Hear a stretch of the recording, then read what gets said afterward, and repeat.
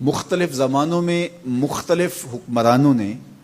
اور آیان اقتدار نے یہ کوشش کی کہ ہم لوگوں کو متشدد نظریات کا حامل بنائیں اور مختلف نظریات کے حاملین کو ہم ایک مذہب کا نام دے کر کے ایک معجون مرکب تیار کر لیں اور مذہب کی انفرادی جو شناخت ہے اس کو ختم کر دیا جائے۔ بر صغیر پاک و ہند میں اکبر نے دین الہی کے نام سے ایک نئے دین کا ڈول ڈالا۔ ہندو، مسلم، عیسائی اور دیگر مذاہب کے ماننے والے لوگ، ان سب کو ایک ہی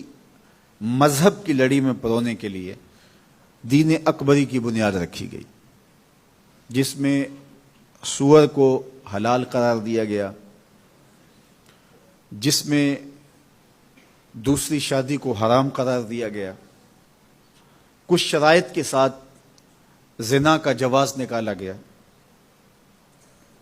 گائے کے ذبیحے کی حرمت رکھی گئی اور بہت ساری چیزیں انہوں نے شراب کی حلت کو رواج دیا اور اس کی مخالفت کرنے والے کے لیے سخت سزائیں مقرر کی۔ اور اس کا یہ خیال تھا کہ میں بادشاہ وقت ہوں، اور اس وقت اس کا طوطی بولتا تھا اور بہت بڑی شہنشاہی اور راجدھانی کا وہ مالک تھا، تو کسی کو اس کے احکام سے سرے منہ انحراف کی جرأت نہیں تھی۔ اور پھر علماء سو کا ایک گروہ اس کے ساتھ تھا، اور اس نے اس وقت اپنی پوری راجدھانی کے اندر اپنے اس دین الہی کو نافذ کر دیا اور اپنے مقابل آنے والوں کو کاٹ دیا، اور کوئی نہیں کہتا تھا کہ جو ہے وہ اکبر کے اس الہادی فتنے کا مقابلہ کیا جا سکتا ہے۔ تو اللہ تعالیٰ جل شانہ نے ایک شخص کو کھڑا کر دیا جس کو مجدد الف ثانی کہا جاتا، اور وہ پوری قوت کے ساتھ الہاد اکبری کے خلاف کھڑا ہوا اور پوری جرأت کے ساتھ اس نے نعرہ مستانہ بلند کیا، بادشاہ بے دین است اعتبار نہ دارت ملت ما جداگانہ است۔ بادشاہ بے دین ہے، اس کا کوئی اعتبار نہیں، محمد عربی کے دین کی اپنی الگ شناخت ہے۔ پوری قوت کے ساتھ کھڑے ہوئے، مقابلہ کرتے رہے۔ شیخ کو گوالیار کے قلعے کے اندر بند کر دیتا ہے، لیکن شیخ وہاں ہی تبلیغ دین کا کام شروع کر دیتے ہیں۔ ہمیں سجدے سے غرض ہے، جو یہاں نہیں تو وہاں سے ہی۔ اور پھر کیا ہوا کہ وہ جہانگیر جو اپنے باپ کے اس مشن کو لے کے آگے چلنے کے لیے پورے عزم کے ساتھ کمر بستہ تھا،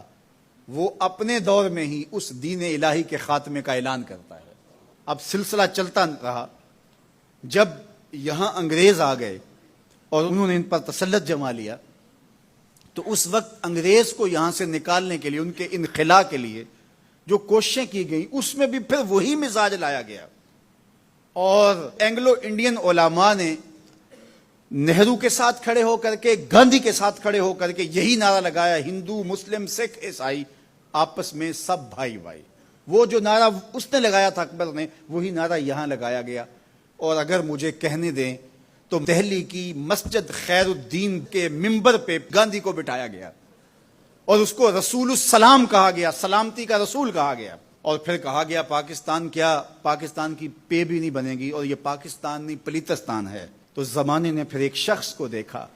جس نے المحجت المؤتمنہ اس زمانے میں لکھی، دوام العیش لکھی، 1912 کے اندر الگ اسلامی بینک کا تصور دیا، جس نے تحریک ہجرت کی اس لیے مخالفت کی کہ ملک یہ ہندوؤں کے سپرد کر دینا اور مسلمان یہاں سے نکل کے کمزور ہوتے چلے جائیں، اس لیے اس کی مخالفت کی۔ تحریک ترک موالات کی اس لیے مخالفت کی کہ یہ موالات ہندوؤں کے ساتھ جو ہے وہ مل کر کیے جا رہے ہیں، جو کہ مشرکین ہیں، اور مشرکین کے ساتھ ملنا ہمارا اسلام جو ہے وہ اس کی اجازت نہیں دیتا۔ زمانہ اس شخص کا نام ڈھونڈے تو اس کا نام امام احمد رضا خان فاضل بریلوی۔ تو یہ وہ شخصیتیں تھیں جنہوں نے ملت کی پاسبانی کی، جس نے اس قوم کی فکری بنیادوں کو مستحکم کیا اور اس قوم کے لیے یہ راستے جو ہے وہ کشادہ کیے، یہ راستے بلند کیے۔ آج یہ وطن ان لوگوں کی افکار پہ کھڑا ہے، ہمیں ان کے افکار کو، ان کے نظریات کو زندہ رکھنے کے لیے عملی کوششوں اور عملی جد و جہد کا ساتھ دینا ہوگا۔